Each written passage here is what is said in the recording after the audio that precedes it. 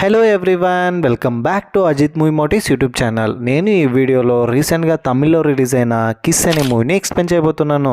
ఈ మూవీలో హీరోకి ఒక డిఫరెంట్ సూపర్ పవర్ ఉంటుందండి. ఎవరైనా కపుల్స్ కిస్ చేస్తున్నా చూస్తే వాళ్ళు ఎప్పుడు విడిపోతారో ముందుగానే ఇతనికి తెలుస్తుంది. చివరికి తను ప్రేమిస్తున్న అమ్మాయిని కిస్ చేసేటప్పుడు ఆ అమ్మాయి కొన్ని రోజుల్లో చనిపోతుందని తెలుస్తుంది. ఆ తర్వాత ఏమైందనేది ఈ మూవీ కథ. చాలా ఇంట్రెస్టింగ్గా ఉంటుంది, మంచి లవ్ స్టోరీ. ఇంకా ఏ మాత్రం లేట్ చేయకుండా నేనైతే మూవీలోకి వెళ్ళిపోతాను. అంతకంటే ముందు మీకేం చేయాలో తెలుసు కదండి, చిన్న లైక్ అండ్ స్మైల్తో వీడియోని స్టార్ట్ చేసేయండి. Thank you. మూవీ ఓపెన్ అవగానే అనగనగా ఒక రాజు. ఈ రాజుకు ప్రేమ అంటే అస్సలు నచ్చదండి. ఎవరో ఒక అమ్మాయి మోసం చేసిందని ప్రేమ అంటే విరక్తితో ఆ రాజ్యంలో ఎవరు ప్రేమించుకున్న వాళ్ళని కఠినంగా శిక్షించేవాడు. ముఖ్యంగా 10 నుండి 20 సంవత్సరాల లోపు ఉండే వాళ్ళు ఎవరైనా ప్రేమ అంటే, ఈ వయసులోనే ప్రేమ అంటే అసలు యుద్ధానికి ఏం పనికొస్తారు, మీరు చాలా వీక్ అయిపోతారని అందరినీ మోటివేట్ చేసేవాడు. అలాంటి పరిస్థితుల్లో ఆ రాజ్యంలో ఒక యువకుడు ఒక అమ్మాయిని ప్రేమిస్తాడు. ఆ అమ్మాయి పేరు అల్లి. అల్లి కూడా అతన్ని ప్రేమిస్తుంది. ఈ విషయం తెలుసుకున్న తర్వాత వెంటనే రాజు అల్లిని అందరి ముందు కాల్ చేస్తాడు.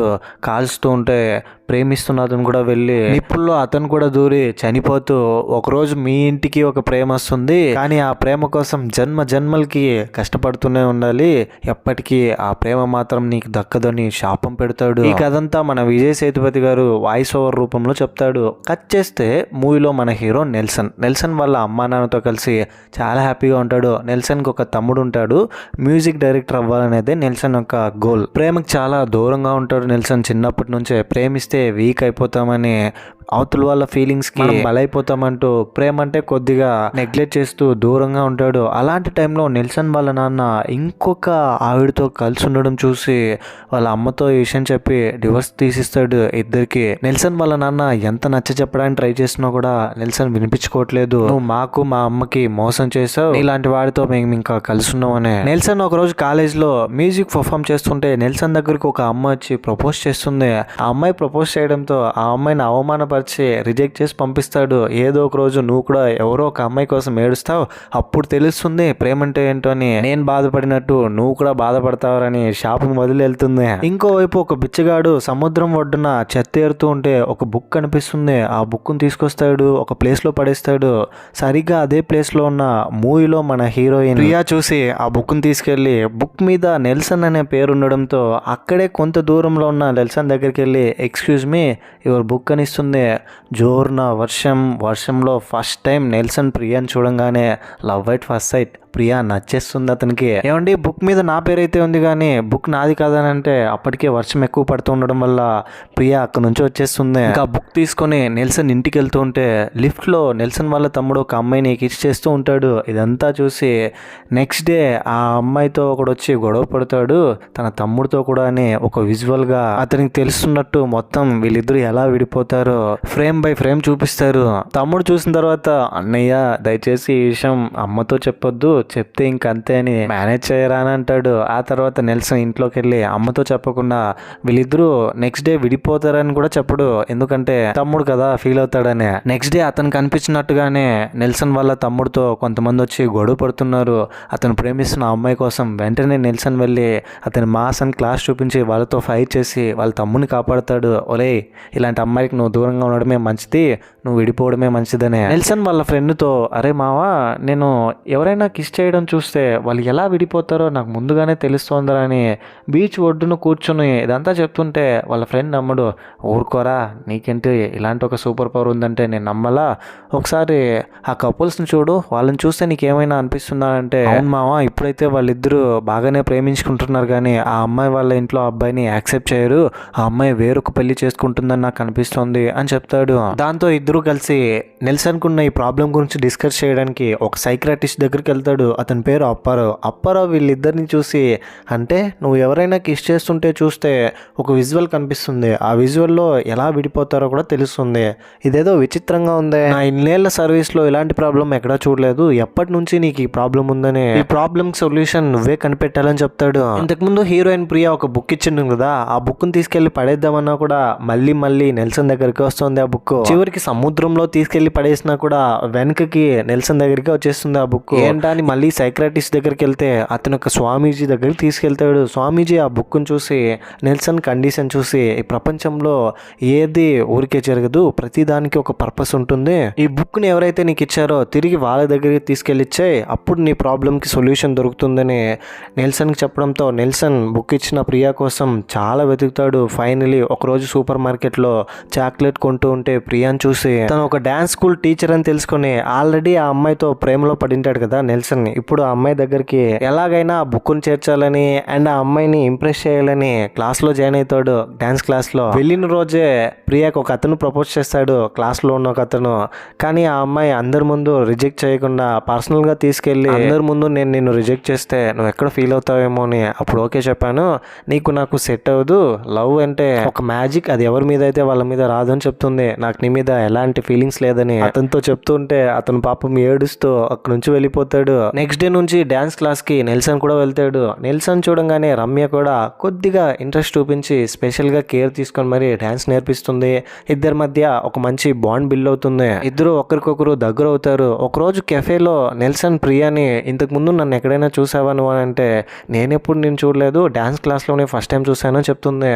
దాంతో ఫస్ట్ టైం బుక్ తీసుకొచ్చి ఇచ్చి ఉంటుంది కదా, అది ప్రియా మర్చిపోయి ఉంటుంది. ఇది తెలుసుకున్న నెల్సన్ దాని గురించి చెప్పకూడదు అనుకుని ఏం చెప్పకుండానే ఉంటాడు, తనలో దాచుకుని. తిరిగి ఇంటికి వెళ్ళి నెల్సన్ డ్రాప్ చేస్తే మా ఇంట్లో ఎవరూ లేదని లోపలికి పిలుస్తుంది. లోపలికి వెళ్ళిన తర్వాత ఇద్దరు కొంతసేపు టైం స్పెండ్ చేసిన తర్వాత ప్రియాకి ఐస్ క్రీమ్ తినాలనిపిస్తుంది. వెంటనే మళ్ళీ స్ట్రీట్కి వచ్చేస్తారు. ఐస్ క్రీమ్ తింటూ పక్కన ఒక కపుల్స్ కిస్ చేసుకుంటుంటే ప్రియా చూసి ఇదిగో నెల్సన్ సడన్గా తిరిగి చూడు, మెల్లగా తిరిగి చూడు వాళ్ళు ఏం చేస్తున్నారని చెప్తే తిరిగే చూడు, అరే ఏమైంది పర్లేదు తిరిగి చూడు అని అంటే లేదు నేను చూడకూడదని చెప్తాడు. ఆ తర్వాత నువ్వు ఎప్పుడైనా ఫస్ట్ టైం ఎవరైనా కిస్ చేసావనంటే లేదని చెప్పి మీరని అడిగితే నేను కూడా చేయలేదని చెప్తుంది. ఒకవేళ నేను ఫస్ట్ టైం ఎవరైనా కిస్ చేస్తే అది నీతోనే చెప్పడంతో నెల్సన్కి అర్థమవుతుంది ఆ అమ్మాయి కూడా నెల్సన్కి పడిపోయిందని. నెల్సన్ వాళ్ళ నాన్న నెల్సన్ ఎప్పుడు కనిపించినా నెల్సన్తో మాట్లాడడానికి ట్రై చేస్తుంటే నెల్సన్ మాత్రం అవాయిడ్ చేస్తూ వెళ్తాడు. ఒకరోజు నెల్సన్ ప్రియా వీళ్ళిద్దరు కలిసి చర్చ్లో ఒక పెళ్లికి వెళ్తారు.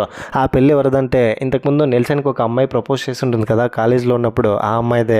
ఆ అమ్మాయిని చూసి అప్పట్లో తనని రిజెక్ట్ చేసినందుకు తను చెప్పిన మాటలన్నీ గుర్తు తెచ్చుకుంటూ ఉంటే ఆ అమ్మాయి నెల్సన్ చూసి ఓహో ఇప్పుడు నువ్వు ఏ అమ్మాయిని ప్రేమిస్తున్నావా అని అలా చూస్తూ వెళ్తుంది నవ్వుకుంటూ. ఆ తర్వాత నెల్సన్ ప్రియా ఇంకా ఒకరికొకరు దగ్గర అవుతున్నారు. నెల్సన్కున్న ప్రాబ్లం గురించి ఎలాగైనా ప్రియాతో చెప్పాలని వాళ్ళ ఫ్రెండ్ చెప్పడంతో ఈరోజు ఎలాగైనా చెప్పేయాలని నెల్సన్ ప్రియా దగ్గరికి వెళ్తాడు. కానీ ప్రియా అప్పటికే నెల్సన్ని ఒక ప్లేస్ తీసుకెళ్తుంది. ఇక్కడ మనమిద్దరం కలిసి డ్యాన్స్ చేయబోతున్నాం, మనం పర్ఫామ్ చేయబోతున్నామని చాలా ఎక్సైటెడ్గా ఉన్నావు కదా నెల్సన్ అని ఇద్దరు డ్యాన్స్ చేస్తారు. డ్యాన్స్ అంతా అయిపోయిన తర్వాత ప్రియా నెల్సన్కి ప్రపోజ్ చేసి కిస్ చేస్తుంది. ప్రియాని కిస్ చేయడంతో నెల్సన్కి ప్రియా ఇంకొన్ని రోజుల్లో చనిపోతుందని తెలుస్తుంది. దాంతో చేత్తో పట్టుకున్న ప్రియాని సడన్గా కింద వదిలేసి అందరి ముందు అవమానపరిచి వెళ్ళిపోతాడు ఏం చెప్పకుండా. ఫ్యూచర్లో ప్రియా చనిపోతుంది, ప్రియా వల్ల నేను బాధపడతానని. ప్రేమంటే ఇష్టం లేని ఒక అబ్బాయి ఇప్పుడు ఫస్ట్ టైం ఒక అమ్మాయిని ప్రేమించాడు. కానీ ఆ అమ్మాయి కూడా కొన్ని రోజుల్లో చనిపోతుందని ముందుగానే తెలుస్తుంది పాపం నెల్సన్కి. ఇప్పుడే ఇంటర్వెల్ పడుతుంది. ఇంతటితో ఇంటర్వెల్. సెకండ్ హాఫ్లో కూలబోయే ముందు మీకు గనక నా ఎక్స్ప్లెనేషన్ నచ్చితే మరిన్ని ఇలాంటి కైండ్ ఆఫ్ ఎక్స్ప్లెనేషన్ వీడియోస్ కోసం మన ఛానల్ని సబ్స్క్రైబ్ చేసి బెల్ ఐకాన్ క్లిక్ చేసేయండి.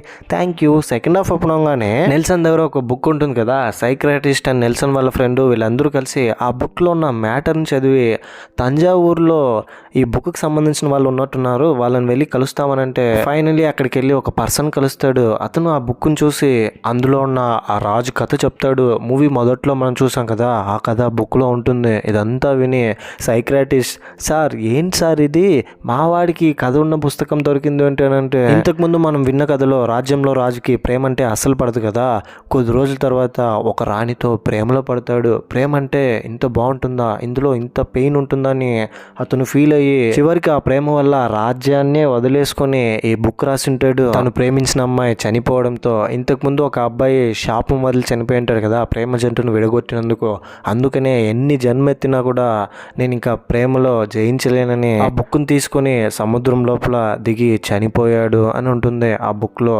ఈ రాజే మళ్ళీ పుట్టిండొచ్చు, మేబీ ఆ రాజు నువ్వే కూడా ఉండిండొచ్చు అని నెల్సన్ చూసి చెప్తే నెల్సన్ షాక్ అవుతాడు. ఏంటి ఆ రాజు నేనేనా మళ్ళీ జన్మెత్తి ఇప్పుడు ఈ టైంలో ఈ యూనివర్స్లోకి అడుగు పెట్టానా అని. మేబీ అందువల్లే నీకు ఎవరికి కిస్ చేసుకున్నది చూసినా వాళ్ళు ఎప్పుడు విడిపోతున్నారో తెలుస్తున్నది. ప్రతి జన్మలో ప్రేమలో నువ్వు ఆడుకున్నావు, ఇప్పుడు నిన్ను అందరూ ఆడుకుంటున్నారని అతనితో చెప్తాడు. ఇంకోవైపు ప్రియా సాడ్ గా నెల్సన్ అలా చేసినందుకు బాధపడుతుంటే ప్రియా వాళ్ళ నాన్న, చూడు ప్రియా, వాడు మంచి పిల్లోడే కానీ నువ్వు చెప్పినట్టు జరగకపోతే సఫర్ అయ్యేది నువ్వు మాత్రమే, వాడు మూవ్ ఆన్ అయిపోతాడు, వాడికి నీ మీద ఫీలింగ్స్ లేదేమో, నువ్వే కొంచెం యాక్సెప్ట్ చేసి మెచ్యూర్గా బిహేవ్ చేయాలి ఇలాంటి టైంలో అంటాడు. ఎన్ని మెసేజెస్ చేసినా నెల్సన్ రిప్లేస్ ఇవ్వడు.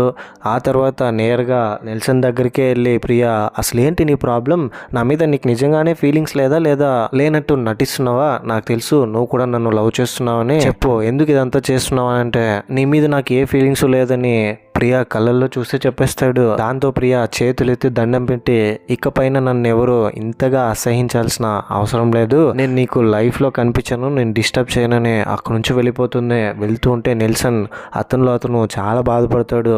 ప్రియా దూరం అయిపోతుంది, ప్రియా ఇంకొద్ది రోజుల్లో చనిపోతుంది, ఇప్పుడు గనక ప్రియాని ప్రేమిస్తే ఇంకా మనమే సఫర్ అవుతామని ఈ డిసిషన్ తీసుకుని ఉంటాడు. కొన్ని రోజుల తర్వాత నెల్సన్కి ఇంతకుముందు తంజావూరులో ఆ బుక్ని చూసిన పర్సన్ ఫోన్ చేసి, నేను బుక్ని ఇంకా డీప్గా చదివిన తర్వాత నాకు అర్థమైంది ఏంటంటే, ఈ జన్మలో నువ్వు చేసిన పాపాలన్నీ సరి చేసుకోగలవు, ఐ మీన్ విడిపోయిన కపుల్స్ని నువ్వు గనక కలిపితే నువ్వు కూడా ఈ జన్మలో ప్రేమను దక్కించుకోవచ్చు అని చెప్తాడు. అలాగే ఇంటికి వెళ్తే ఇంట్లో నెల్సన్ వాళ్ళ తమ్ముడు తన గర్ల్ ఫ్రెండ్తో మాట్లాడుతుంటే, ప్రతిసారి గర్ల్ ఫ్రెండ్తో మాట్లాడుతున్నప్పుడు వచ్చి డిస్టర్బ్ చేస్తుంటే ఈసారి నెల్సన్ డిస్టర్బ్ చేయడు, ఎందుకంటే ప్రేమ పావురాలని కలపాలనే మోటివ్తో ఉంటాడు కాబట్టి. మా అన్నేంటి మరి ఇంత కామ్గా ఉన్నాడు, నేను అమ్మాయితో వీడియో కాల్ మాట్లాడుతుంటే కూడా అని నెల్సన్ వాళ్ళ తమ్ముడే షాక్ అవుతాడు అతని బిహేవింగ్కి. నెల్సన్ వాళ్ళ ఫ్రెండ్ ఫుడ్ డెలివరీ చేస్తుంటే నెల్సన్ కూడా అతనితో పాటు వెళ్తాడు. ఫుడ్ డెలివరీ చేస్తున్నప్పుడు వాళ్ళ నాన్న కనిపించడంతో నాన్నని చూసి కూడా చూడనట్టు వెళ్తూ ఉంటే నెల్సన్ వాళ్ళ నాన్న నెల్సన్ అని పిలిచినా కూడా తిరిగి చూడకుండా వచ్చేస్తాడు. పెట్రోల్ బంక్లో ఉంటే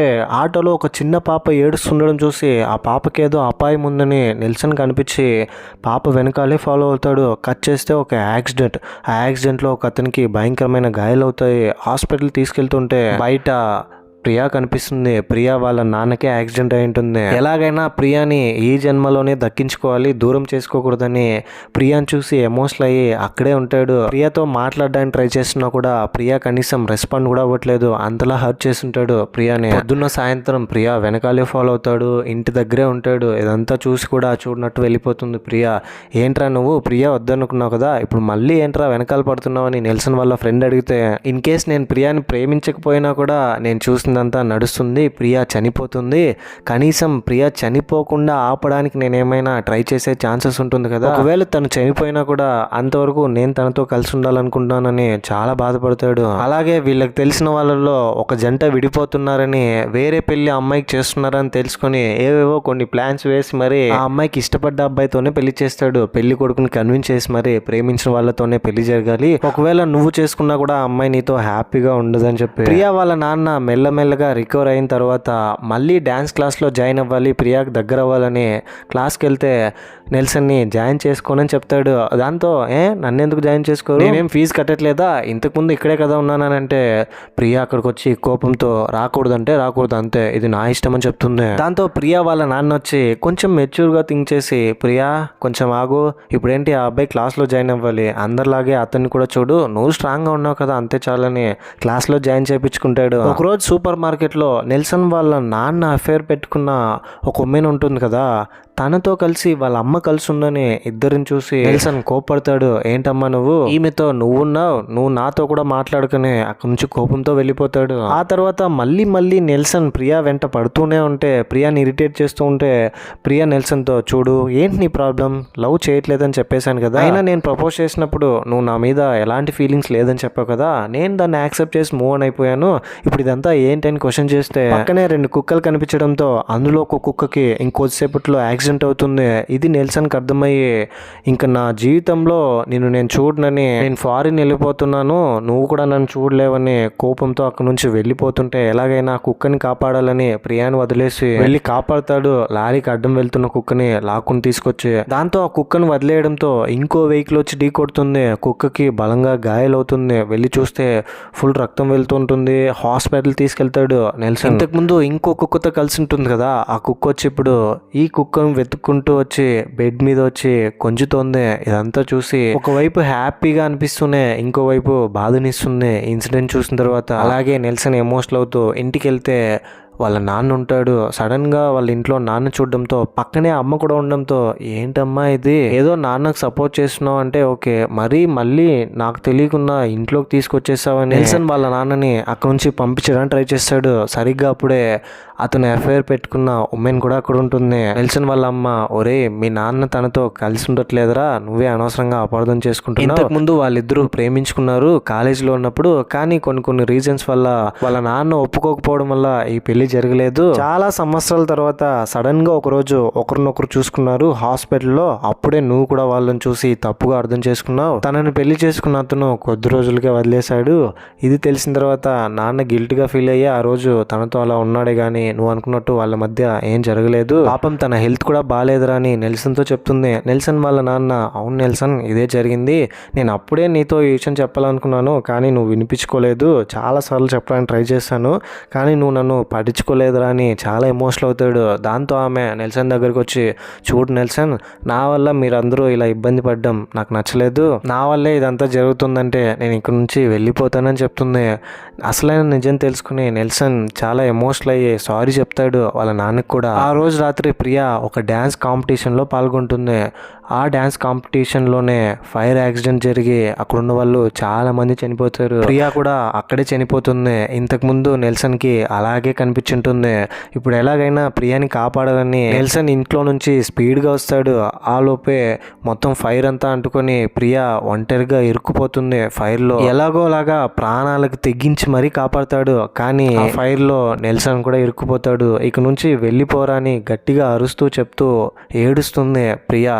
కానీ ప్రియాను వదిలి వెళ్లకుండా గట్టిగా హగ్ చేసుకుని అక్కడే ఉండిపోతాడు. ప్రకృతి కూడా కరుణించి వర్షం రూపంలో ఈ ఫైర్ని ఆపేస్తుంది. నెల్సన్ గత జన్మలో చేసిన తప్పులన్నీ ఈ జన్మలో సరిదిద్దుకోవడం వల్ల ప్రియాని పెళ్లి చేసుకుంటాడు. ఇద్దరికి పెళ్లి అవుతుంది. అదే పెళ్లిలోనే ఇంతకుముందు మనం చూసిన ఒక 2 క్యూట్ డాగ్స్ కూడా పెళ్లి అవుతుంది. తంజావూరులో ఆ బుక్ గురించి డీటెయిల్స్ తెలిసిన అతను ఇక్కడికి వచ్చి నెల్సన్ మీట్ అయ్యి, నెల్సన్ ఇప్పుడు నీ పాపాలన్నీ పరిష్కారం అయిపోయింది, ఈ బుక్ని తీసుకెళ్లి సముద్రంలో పడేయని ఇద్దరు కలిసి సముద్రంలో పడేస్తారు ఆ బుక్ని. ఇంతటితో మూవీ కూడా ఎండ్ అయిపోతుంది.